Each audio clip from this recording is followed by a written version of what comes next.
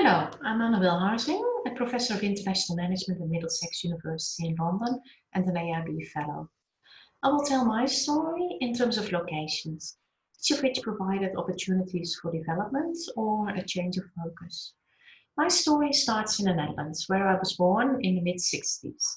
The Netherlands was a safe and prosperous environment, and the era was characterized by economic and social optimism that seems very far from us now. Studying in the Netherlands was also cheap.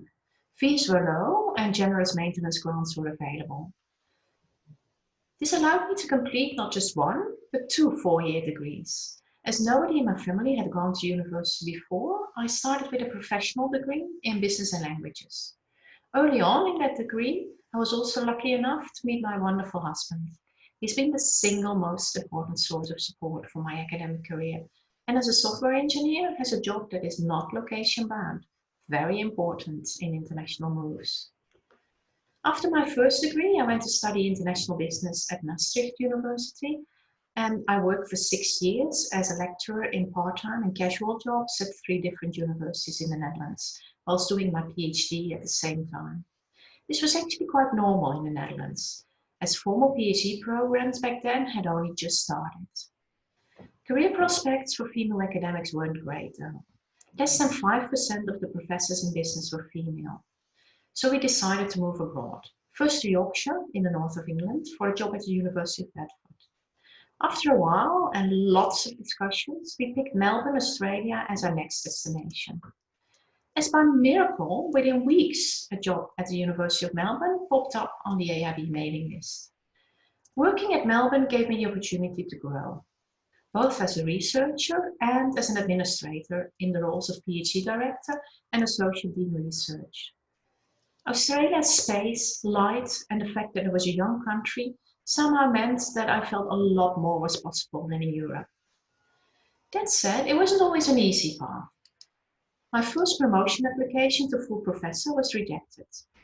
In response, my husband created the Publisher Parish software for me so I could show my citation impact. We've been astounded that after 14 years, the free software, which I had put on my website, is now used by nearly 1 million academics and students in virtually every single country in the world. Research-wise, this led to an expansion of my research portfolio towards studying research evaluation through citation metrics. In fact, I ended up publishing some 15 articles in what is called the field of bibliometrics. So even a failed promotion can have a silver lining. After 13 years, however, the pull of Europe became stronger, and we moved back to the UK. This time we really wanted to live close to London, being at a stage in our lives where access to culture, musea, and history became important.